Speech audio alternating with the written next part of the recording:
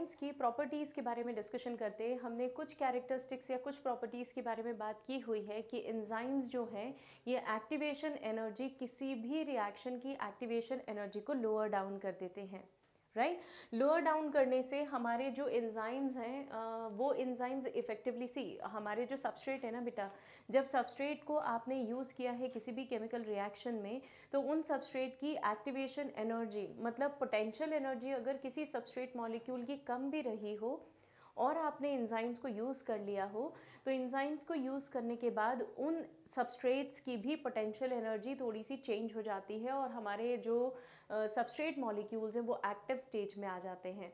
तो रिएक्शन की स्पीड को बढ़ाने का काम है हमारे एंजाइम्स का। प्लस हर एंजाइम स्पेसिफिक है, जैसे आप कहें कि पेप्सिन, तो पेप्सिन बट ऑब्वियस सी बात है ये एक स्पेसिफिक एंजाइम है जो सिर्फ और सिर्फ प्रोटीन्स का ही डाइजेशन करेगा। अगर आपने अमाइलेज एंजाइम की बात की है तो अमाइलेज एंजाइम जो है ये स्टार्च का ही डाइजेशन करेगा। मतलब हमारे एंजाइम्स एक तो हाईली टर्शरी स्ट्रक्चर में होते हैं, मतलब बहुत कॉम्प्लेक्स मॉलिक्यूल्स हैं, प्लस इनके सबस्ट्रेट काफ़ी स्पेसिफिक हैं, मतलब सबस्ट्रेट्स वैरी नहीं करते।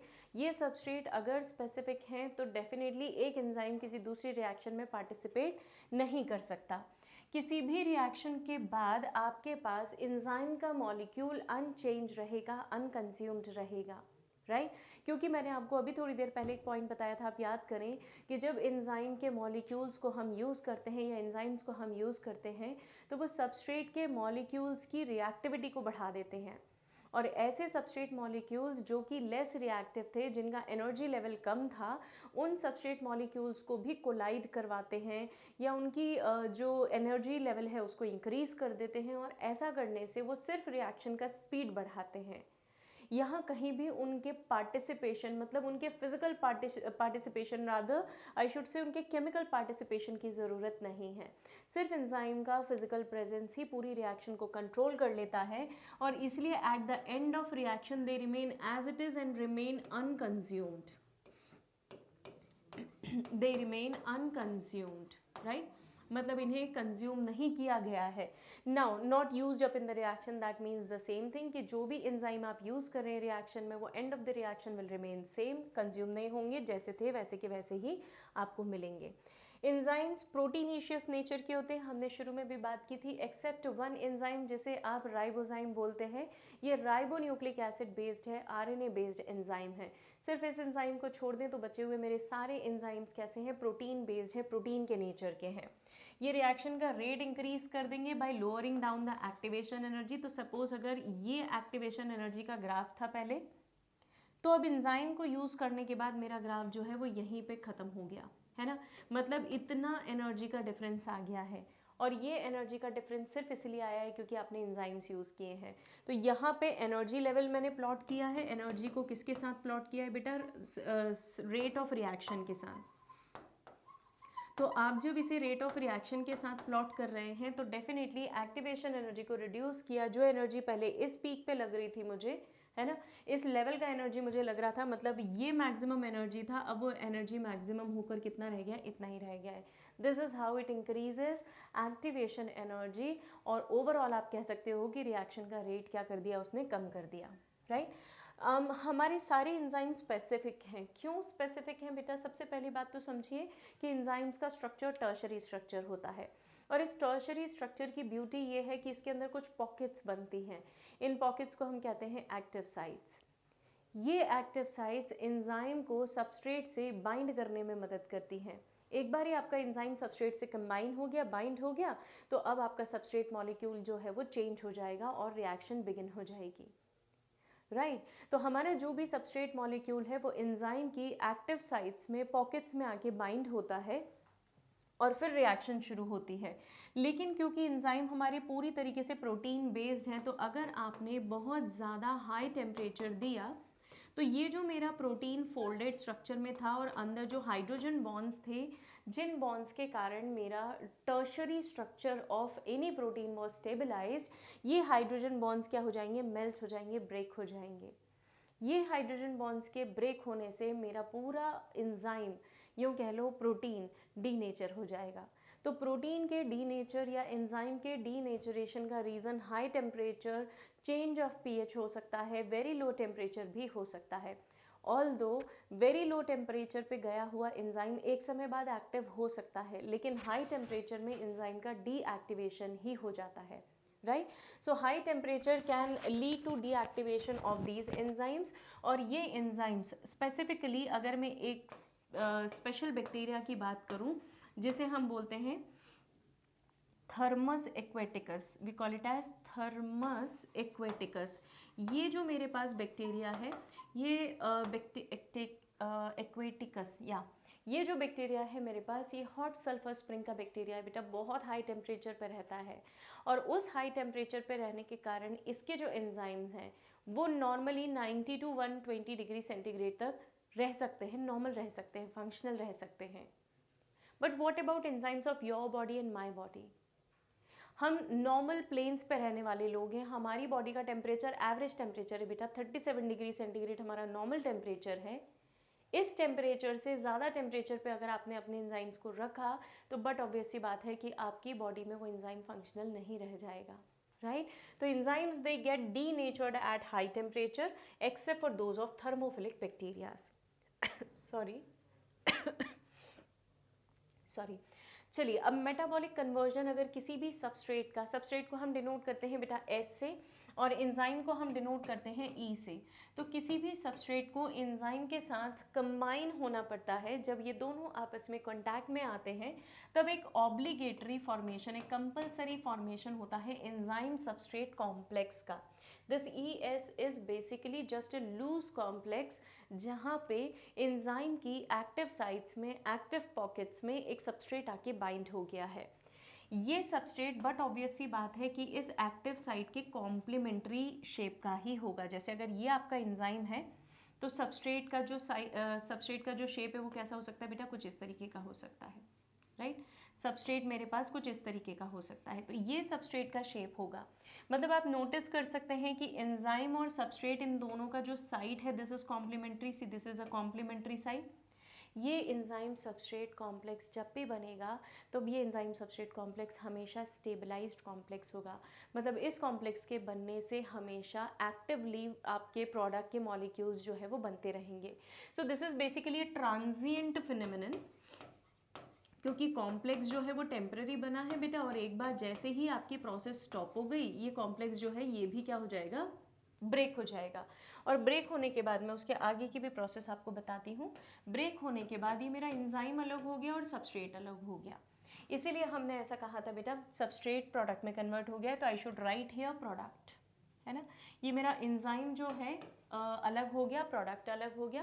Product you will recover and enzyme can be reused in the next reactions. अब ये जस्टिफाइड है कि क्यों आपका एंजाइम जो है वो आफ्टर द रिएक्शन अनचेंज रहता है, डिस्टर्ब नहीं होता। देखिए यहाँ पे कॉम्प्लीमेंट्री सबस्ट्रेट को हमने बहुत अच्छे से शो किया हुआ है। ये आपका सबस्ट्रेट मॉलिक्यूल है बेटा, sorry this is your substrate molecule. ये सबस्ट्रेट मॉलिक्यूल इस एक्टिव साइट पे, इस एक्टिव लोकेशन पे फिट हो रहा है। क्यों फिट हो रहा है? क्योंकि कॉम्प्लीमेंट्री शेप है ना। एंजाइम मेरा पहला ऐसा था, मैं आपको अलग से भी ड्रॉ करके बता देती हूँ। ये एंजाइम मेरे पास इस तरीके का था, ऐसा था। ये इसकी एक्टिव साइट है बेटा, और इस एक्टिव साइट के ऊपर मेरा सबस्ट्रेट का मॉलिक्यूल जो है वो कॉम्प्लीमेंट्री शेप होने के कारण ऐसा फिट हो गया, ये फिट हो गया। और अब जैसे ही इन दोनों के बीच में बॉन्डिंग हुई है, कुछ नहीं होता बेटा, इन सबस्ट्रेट के मॉलिक्यूल्स को ना आपका एंजाइम जो है वो क्लोजर ले आता है, पास में ले आता है। और जैसे ही वो सबस्ट्रेट के मॉलिक्यूल्स पास में आते हैं उनके बीच में बॉन्ड का फॉर्मेशन हो जाता है, या तो बॉन्ड बनेगा या टूटेगा, वट एवर यू से, और ultimately there will be a formation of product. तो हमारा जो एंजाइम का मॉलिक्यूल है वो क्या कर रहा है? वो दो मॉलिक्यूल्स की रिएक्टिविटी का रेट जो है वो इंक्रीज कर रहा है। दोनों के शेप्स में कोई चेंज नहीं करेगा, लेकिन वो बाइंडिंग कुछ इस तरीके से करेगा कि आपके सबस्ट्रेट मॉलिक्यूल्स के जो एक्टिव साइट्स हैं वो एक दूसरे के सामने एक्सपोज हो जाएं। जैसे ही वो एक्सपोज होते हैं वो रिएक्ट कर जाते हैं, और जैसे वो रिएक्ट करते हैं ultimately product is formed. So this is basically how the enzyme and substrate complex is formed, and this is the overall reaction जो हमने अभी डिस्कस की थी. एंजाइम सबस्ट्रेट कॉम्प्लेक्स ट्रांजिएंट होता है, थोड़े समय के लिए बनता है, उसके बाद फिर ये ब्रेक हो जाता है. एक छोटा सा एग्जाम्पल लेंगे, हमारे डाइजेस्टिव सिस्टम का एग्जाम्पल उठाया, एक डाइजेस्टिव एंजाइम उठाया हमने which is called as maltose. भाई दो ग्लूकोज के मॉलिक्यूल्स को हम जब कंबाइन कर देते हैं, ये एक ग्लूकोज दूसरा ग्लूकोज, इन दोनों को कंबाइन कर दिया तो वी गेट माल्टोज. माल्टोज को डाइजेस्ट करने के लिए हमें जिस एंजाइम की ज़रूरत है उस एंजाइम को हम बोलते हैं माल्टेज. और माल्टेज एंजाइम क्या करता है बेटा, इस माल्टोज को कन्वर्ट कर देगा वापस से ग्लूकोज में एंड लिख देती हूँ मैं, ग्लूकोज एंड ग्लूकोज यूनिट्स में. तो देखिए क्या है, ये हमारा एंजाइम है. इस एंजाइम की एक्टिव साइट पे दोनों सबस्ट्रेट मॉलिक्यूल्स आकर अटैच हो गए. ये जो सबस्ट्रेट मॉलिक्यूल आके अटैच हुए, मतलब माल्टोज के दोनों यूनिट्स, दोनों ग्लूकोज के मॉलिक्यूल्स अब कनेक्टेड हैं क्योंकि माल्टोज बना हुआ है, बॉन्ड है बीच में ग्लाइकोसिड है. ये दोनों जब इन एक्टिव साइट्स पे आके फिट हो गए, दोनों एक्टिव साइट्स पे फिट हो गए, तो यहाँ पे रिएक्शन होगी, ब्रेक हो जाएगा और आपके दोनों के दोनों ग्लूकोज के मॉलिक्यूल अलग हो जाएंगे. क्या किया है बेटा एंजाइम ने, कुछ भी नहीं किया है, सिर्फ सबस्ट्रेट के साथ एक टेम्पररी, एक ट्रांजिएंट कॉम्प्लेक्स बना लिया था.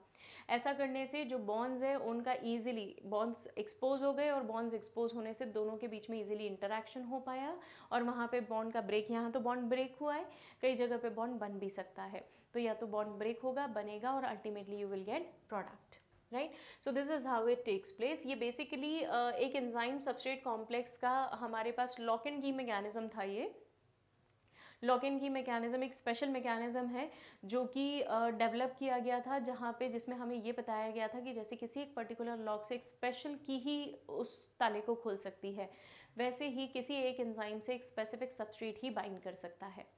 राइट, सो इस तरीके से आपको एंजाइम्स के बारे में ध्यान रखना है. अबाउट एक्टिवेशन एनर्जी, जो एवरेज एनर्जी है किसी भी मॉलिक्यूल को एक्टिवेशन में जाने में जो एवरेज एनर्जी लगती है उसे हम बोलते हैं एक्टिवेशन एनर्जी.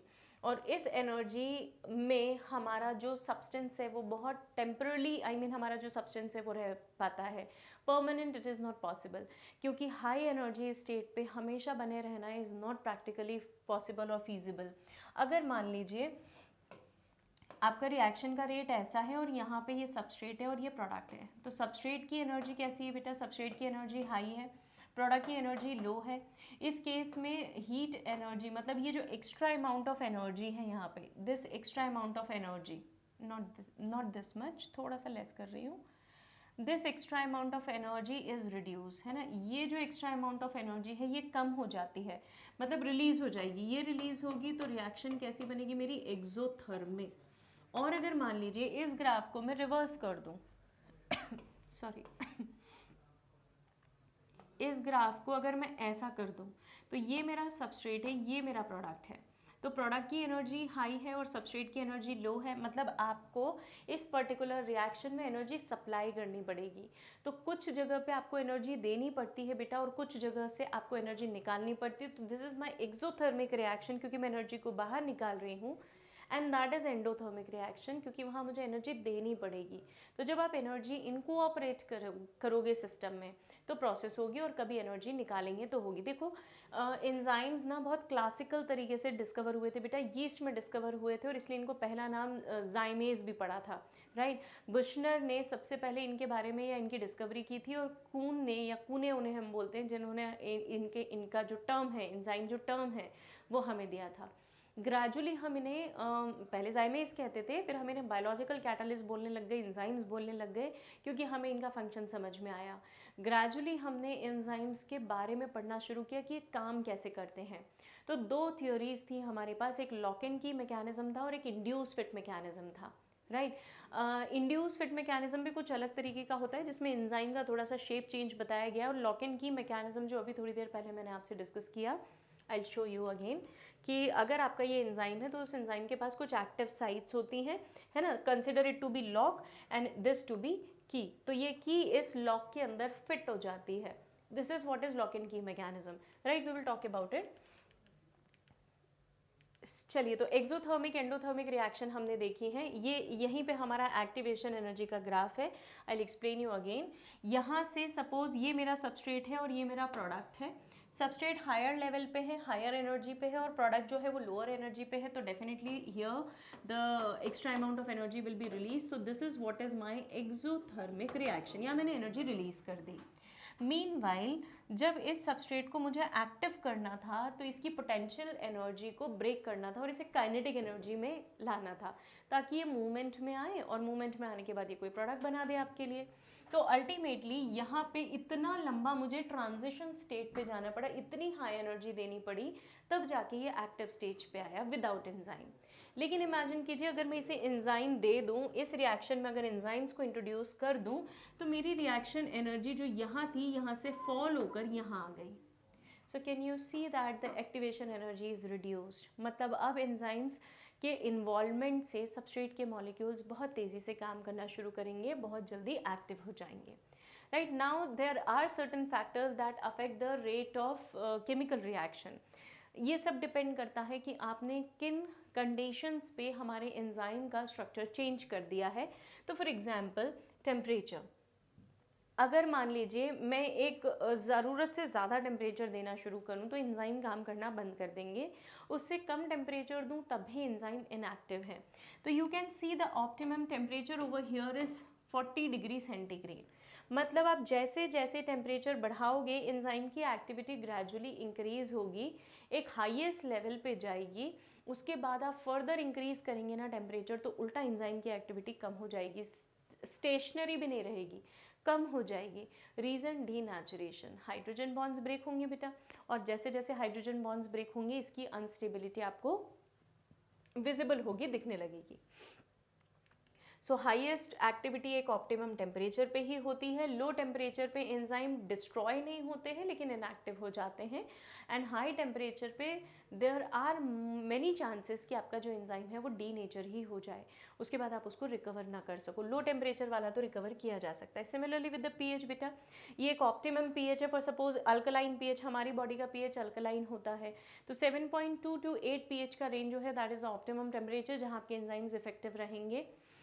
फीवर आने पे या बॉडी में यूरिक एसिड या अमोनिया का नंबर ज़्यादा होने में, किडनी की कोई इश्यूज़ हैं, कोई प्रॉब्लम है, ऐसे सब केसेस में पीएच चेंज हो जाता है. और जैसे ही आपका पीएच चेंज होगा एंजाइम की एक्टिविटी फिर से क्या हो जाएगी, कम हो जाएगी. So there is optimum range of pH above and below which your enzyme is not going to function properly. Right now this is quite important बेटा. यहाँ पे मैंने सबस्ट्रेट प्लॉट किया है और यहाँ पे मैंने वेलोसिटी प्लॉट कर दी है मेरी रिएक्शन की. तो जैसे अब K M is Michaelis Menten constant, right. K M से उसे डिनोट करते हैं. जैसे आपने धीरे धीरे आपका सबस्ट्रेट एक्टिवेट होता गया, आपकी रिएक्शन जो है वो बढ़ती गई, फाइनली यहाँ पे मैक्सिमम सबस्ट्रेट एक्टिवेट हो चुका है. ये मैक्सिमम वेलोसिटी है मेरी रिएक्शन की. इसके बियॉन्ड रिएक्शन ऊपर नहीं गई, उल्टा स्टेशनरी हो गई या नीचे आना शुरू हो गई. तो मैक्सिमम वेलोसिटी आपने जहाँ पे अचीव की, सपोज मैंने यहाँ पे वी मैक्स अचीव किया है, तो इसका आधा जहाँ हुआ होगा that will be called as V max by 2, मतलब हाफ ऑफ वी मैक्स. और जहाँ पे आपने वी मैक्स प्लॉट किया ना बेटा, ये वी मैक्स तुमने यहाँ पे डाल दिया है ना, ये तुम्हारी आधी वैल्यू हो गई. इससे नीचे आ जाओ, इससे नीचे एक लाइन डाल दो आप, वर्टिकल लाइन, तो that will be your K M, Michaelis Menten constant. Right, ये के एम वैल्यू हमें काफ़ी हद तक एंजाइम की एक्टिविटी को इंडिकेट करती है. तो ग्रेजुअली तो रिएक्शन का रेट इंक्रीज होगा, लेकिन उसके बाद तुम कितने भी सबस्ट्रेट मॉलिक्यूल्स बढ़ा दो, एंजाइम सैचुरेट हो चुके हैं. भाई एंजाइम से ना कोई भी सबस्ट्रेट मॉलिक्यूल रैंडमली उसकी एक्टिव साइट्स पे टकराता है. तो जब तक तुम सबस्ट्रेट के मॉलिक्यूल्स को बढ़ाते जा रहे हो तब तक तो वो सबस्ट्रेट के मॉलिक्यूल्स एंजाइम की एक्टिव साइट में आकर बैठते जाएंगे, सिचुएट होते जाएंगे. राइट, एक समय ऐसा आएगा कि एक्टिव साइट सारी सैचुरेट हो चुकी होंगी and now no more addition of substrate is going to increase the rate of reaction. So that is what is called as saturation point. और वो सैचुरेशन पॉइंट आपको यहाँ वी मैक्स पे दिख गया है. वी मैक्स से v/2 निकाल लीजिए और v/2 मैक्स से आप km निकाल सकते हैं. फाइन. एक्चुअली इससे हम किसी भी रिएक्शन का टर्न ओवर निकाल सकते हैं बेटा. देखिए एंजाइम्स का तो जो है वो रिएक्शन रेट मतलब एक्टिवेशन एनर्जी को कम करता है. टर्नओवर क्या है, ओवरऑल किसी भी रिएक्शन को आप कितना स्पीड से कर सकते हैं, that is called as turnover rate. मतलब वो आपका जो एंजाइम है वो एंजाइम का टर्नओवर रेट कितना है, कम है ज़्यादा है, ये सारी चीज़ें हम Km से निकाल सकते हैं। This is my lock and key mechanism, जो मैंने आपको अभी थोड़ी देर पहले बताया था कि यहाँ पे मेरे पास एक एंजाइम है बेटा, और इस एंजाइम से सबस्ट्रेट बाइंड किया तो एंजाइम सबस्ट्रेट का कॉम्प्लेक्स बन गया। ये टेम्पररी कॉम्प्लेक्स है। यहाँ पे जैसे ही सबस्ट्रेट के मॉलिक्यूल्स कन्वर्ट होना शुरू हो गए, उनका शेप चेंज हो जाएगा और वो सबस्ट्रेट मॉलिक्यूल यहाँ से बाहर भी निकल जाएगा। This is one thing. In another aspect if we talk about, तो कई बार कोई इनहिबिटर मॉलिक्यूल मेरे किसी एंजाइम की एक्टिविटी को स्टॉप कर सकता है, राइट। ये इनहिबिटर ज़रूरी नहीं है कि एक्टिव साइट पे ही लगे, हाल फिलहाल जो हम दिखा रहे हैं एक्टिव साइट के अपोजिट दिखा रहे हैं, लेकिन एक्टिव साइट को भी ब्लॉक कर सकता है इनहिबिटर और किसी अपोजिट साइट पे भी अटैच हो सकता है। तो देखिए यहाँ पे एक्टिव साइट पे तो इसका अटैचमेंट नहीं है, लेकिन ये पीछे जाके अटैच हो गया है इनहिबिटर। लेकिन इनहिबिटर के एंजाइम के मॉलिक्यूल में पीछे से भी अटैच होने से क्या हो गया, उसकी एक्टिव साइट जो है वो डिस्टर्ब हो गई है, राइट। और एक्टिव साइट के डिस्टर्ब होने से देखिए शेप चेंज हो गया है, शेप चेंज हो गया है तो अब वो सबस्ट्रेट को रिकॉग्नाइज नहीं कर पाएगा। क्योंकि वो सबस्ट्रेट को रिकॉग्नाइज नहीं कर पाएगा तो वो बाइंडिंग नहीं कर पाएगा, और बाइंडिंग नहीं करेगा तो कोई रिएक्शन नहीं होगी, right? So this is how this inhibitor affects the rate of reaction. Inhibitor substrate के साथ compete करता है या तो एंजाइम की एक्टिव साइट से बाइंड करके, या फिर एनी अदर साइट वहाँ पे बाइंड करके कर सकता है, या इवन किसी भी सबस्ट्रेट के शेप से वो कॉम्प्लीमेंट्री होता है। मतलब जैसा सबस्ट्रेट का शेप होता है वैसा ही मेरे इनहिबिटर का शेप होता है, कॉम्पिटिटर भी कह सकते हैं आप उसको। तो वो कॉम्पिटिटिव बाइंडिंग करता है जिससे एंजाइम की एक्टिविटी अफेक्ट होती है, right. See closely resembles the substrate in molecular structure. तो अगर आपका कोई दूसरा इनहिबिटर मॉलिक्यूल आ गया है और वो सबस्ट्रेट के स्ट्रक्चर से रिजेंबल कर रहा है, तो भी हमारे एंजाइम की एक्टिविटी क्या हो सकती है, inhibit, and consequently there will be no formation of product, enzyme की एक्टिविटी खत्म हो जाएगी। इसका एक एग्जाम्पल है जो आपको बहुत अच्छे से ध्यान रखना है, एनसीईआरटी का एग्जाम्पल है सक्सिनिक डिहाइड्रोजनेज, इसे सक्सिनेट डिहाइड्रोजनेज भी बोलते हैं। ये इनहिबिट होता है in the presence of malonate, right. तो अगर आपने मेलोनेट डाल दिया है तो मेलोनेट का सक्सिनिक डिहाइड्रोजनेज से कॉम्पिटिटिव बाइंडिंग होता है, और इसके कारण जो सक्सिनिक डिहाइड्रोजनेज है वो काम नहीं कर पाता, और वो काम नहीं कर पाता तो अल्टीमेटली जो ओवरऑल रिएक्शन है वो अफेक्ट होती है। कैसे, यहाँ पे बैक्टीरियल पैथोजेंस जो है ना, बैक्टीरियल पैथोजेंस को कंट्रोल करने के लिए हम कुछ ऐसी मेडिसिन बनाते हैं कि जिन मेडिसिन के कारण ये सक्सिनेट डिहाइड्रोजनेज एंजाइम जो है ये ब्लॉक हो जाए। आपका जो एंजाइम है that gets blocked by malonate. ऐसा होने से enzyme will not remain functional, और एंजाइम फंक्शनल नहीं रहेगा तो आपकी केमिकल रिएक्शन, मतलब पैथोजन की केमिकल रिएक्शन होस्ट की बॉडी में नहीं हो पाएगी, and ultimately bacteria is not going to make us ill. तो कॉम्पिटिटिव इनहिबिशन में ये ड्रग का प्रिंसिपल हम यूज़ करते हैं, मतलब जो मेडिसिन हम यूज़ करते हैं उसका प्रिंसिपल हो गया ये। देखिए ये एक्टिव साइट है, ये एंजाइम है, ये ड्रग का मॉलिक्यूल है, और सबस्ट्रेट दोनों लगभग सिमिलर हैं।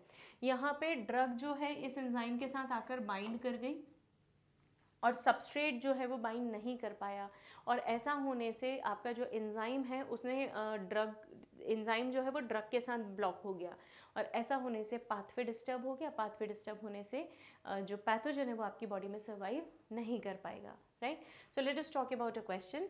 आप इस क्वेश्चन को डायरेक्टली देख सकते हैं, मैच द फॉलोइंग है, inhibitor of catalytic activity, so can we call it as malonate, possess peptide bond. तो पेप्टाइड बॉन्ड किसके अंदर प्रेजेंट होते हैं, कोलाजन के अंदर या रेसिन के अंदर। रेसिन इज अ पॉइजन, है ना, हमने एक टॉक्सिक केमिकल के बारे में पढ़ा है। Cell wall of fungi that is basically made up of chitin, तो chitin is the cell wall of fungi and secondary metabolite. तो यहाँ से आप चीज़ों को शायद समझ गए होंगे। So this would be the answer, hence it is option A, I guess. Yes, this is option A. So let us check the answer, and it is option A. Explanation हम लोगों ने ऑलरेडी डिस्कस कर लिया है बेटा। Cellulose क्या होता है, एब्रिन और रेसिन जो हैं, रिसिन जो हैं, ये टॉक्सिन्स हैं। Secondary metabolite, primary metabolite chapter की बिगनिंग में हमने पढ़ी हुई और टेबल को हमने बोला हुआ भी था कि ये बहुत इंपॉर्टेंट है। कोलेजन प्रोटीन्स होते हैं जो कि हमारी बॉडी में बाइंडिंग का काम करते हैं। मेजर बाइंडिंग टिश्यूज़ हैं ये हमारी बॉडी में, एक तरीके से टिश्यू का एक पार्ट है, कॉम्पोनेंट है, right. Now let us talk about different classes of enzymes we have as per NCERT we are moving, although enzymes का classification बहुत वेराइड है, लेकिन हम NCERT के हिसाब से चल रहे हैं बच्चों। जो लॉक इन की मैकेनिज्म और इंड्यूस फिट थ्योरी है, ये पहले कभी बहुत पूछे जाते थे लेकिन अब नहीं पूछे जाते हैं। हाँ, लेकिन एंजाइम की एक्टिविटी NCERT में जिस मॉडल को फॉलो करते हुए एक्सप्लेन की गई है, दैट इज लॉक इन की, बस उतना याद रखिएगा। So we have oxido, reductase, transferase, hydrolase, lyase, isomerase and ligase. इस तरीके के एंजाइम्स एक एक करके देख लेते हैं। ये 6 क्लासेस है मेरे पास एंजाइम्स की, और इनमें बहुत सारी फिर फर्दर क्लासेस हैं जिनके डिस्क्रिप्शन में हमें जाने की ज़रूरत नहीं है। चलिए सबसे पहले ऑक्सीडो रिडक्टेज की बात कर लेते हैं। नाम से समझ में आ रहा है बेटा जो ऑक्सीडेशन और रिडक्शन दोनों कर रहा है, किसी का ऑक्सीडेशन और किसी का रिडक्शन। तो फॉर एग्जाम्पल मेरे पास 2 प्रोडक्ट्स हैं, एक एस है और एक एस डैश है। ये रिड्यूस्ड है, ये ऑक्सीडाइज्ड है। आपने एंजाइम को यूज़ किया तो एस ऑक्सीडाइज हो गया जो कि पहले रिड्यूस स्टेट में था, और एस डैश क्या हो गया, रिड्यूस्ड हो गया। इसका बेस्ट एग्जांपल है पायरुवेट से लैक्टेट बनाना। एल लैक्टेट मतलब लीवो रोटेटरी शुगर हो गया ना, लैक्टेट इज अ शुगर। तो शुगर में डेक्स्ट्रो लीवो तो हमने बात की हुई है, राइट। तो पायरुवेट पे जब लैक्टेट डिहाइड्रोजनेज एंजाइम काम करता है तो वो उसे लैक्टेट में कन्वर्ट कर देता है। This is how it performs oxidation reduction reaction, तो we call it as oxido reductase enzyme, right. The next is transferase. Transferase enzyme जो कि सिर्फ टर्म से हमें समझ में आ रहा है कि किसी फंक्शनल ग्रुप को ट्रांसफर करता होगा। तो देखिए एक सिंपल रिएक्शन से पहले देखेंगे, एस और जी एक कॉम्प्लेक्स था, एस डैश एक दूसरा सबस्ट्रेट है। ये जो जी है, ये जी इसके पास चला गया तो ये हो गया एस जी, और एस जो है वो अलोन रह गया। यहाँ से समझ लीजिए GTP है, ठीक है, ग्वानोसाइन ट्राइफॉस्फेट। ये ग्वानोसाइन ट्राइफॉस्फेट पे जब हेक्सोकाइनेज एंजाइम लगा तो ये फॉस्फेट ग्रुप मेरा यहाँ का यहाँ रहा, राइट।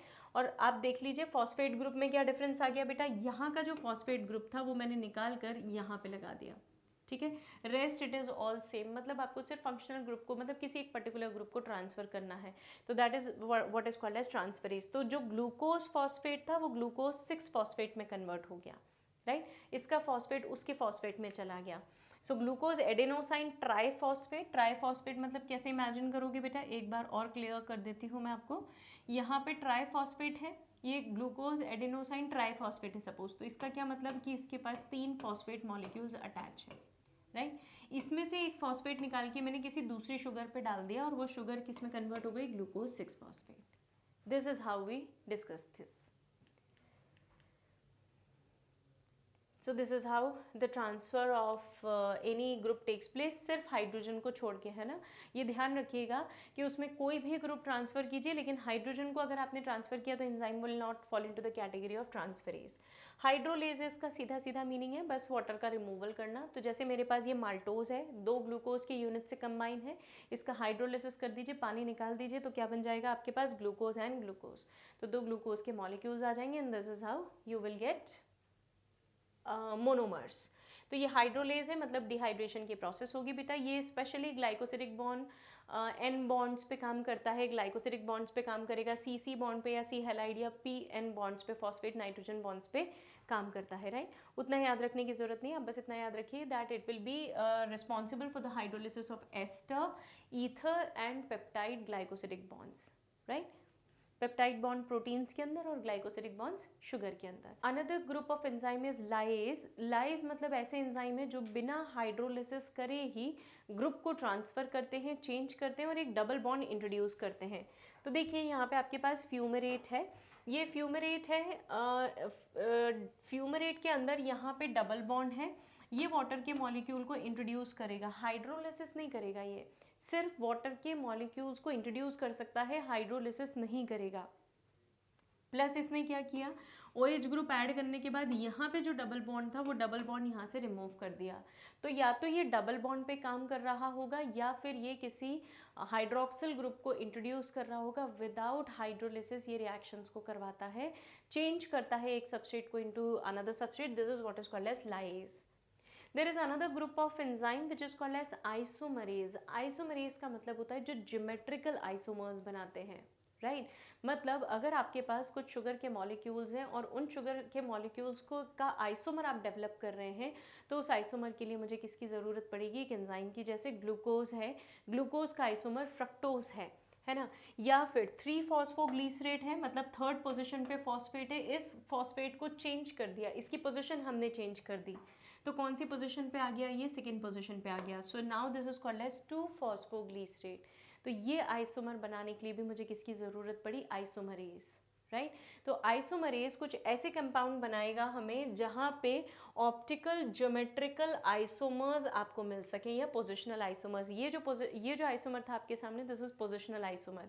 मैंने कुछ नहीं किया, मैंने सिर्फ थर्ड पोजीशन का फॉस्फेट निकाल के सेकेंड पोजीशन पे रख दिया। This is what is called as isomers and isomerase is the enzyme. The another class of enzyme is ligase. Now what do we mean by ligase बेटा? ligase का मतलब होता है जो दो कंपाउंड्स को ज्वाइन करने का काम करेगा, जो दो कंपाउंड्स को ज्वाइन करने का काम कर सकता है, कनेक्ट करने का काम कर सकता है।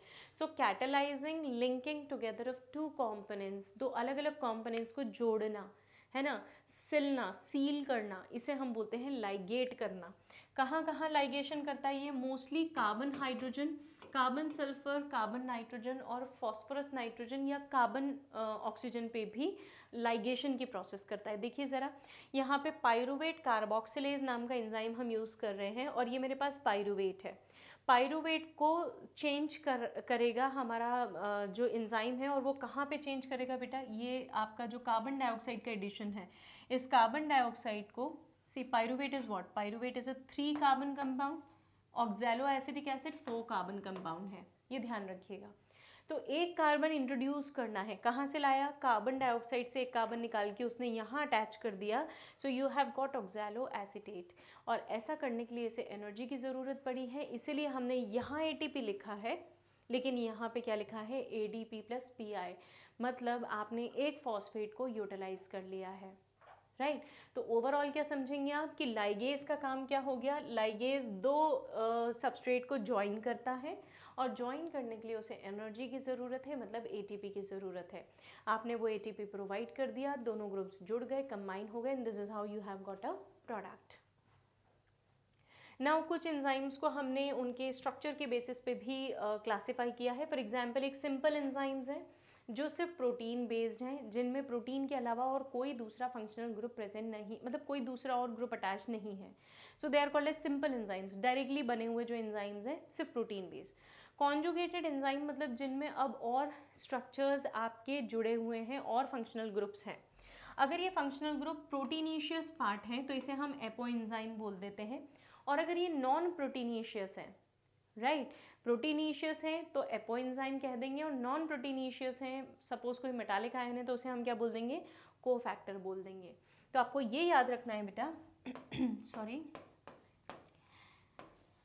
कि apo enzyme plus any cofactor, ये कोफैक्टर मेटालिक आयन भी हो सकता है, कुछ भी हो सकता है, कोएंजाइम भी हो सकता है।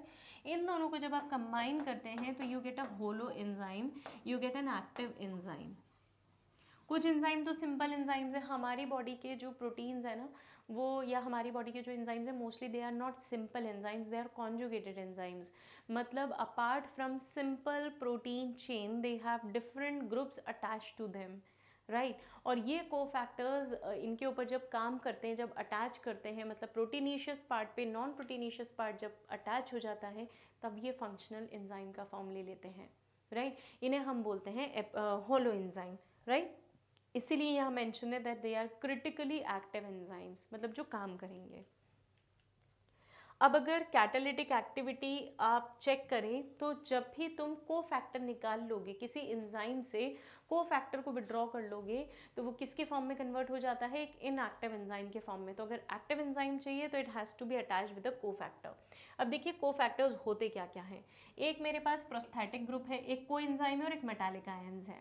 प्रोस्थेटिक ग्रुप का मतलब जो प्योरली ऑर्गेनिक होगा और बहुत टाइटली बाइंड करता है, जैसे हीम प्रोटीन है ना।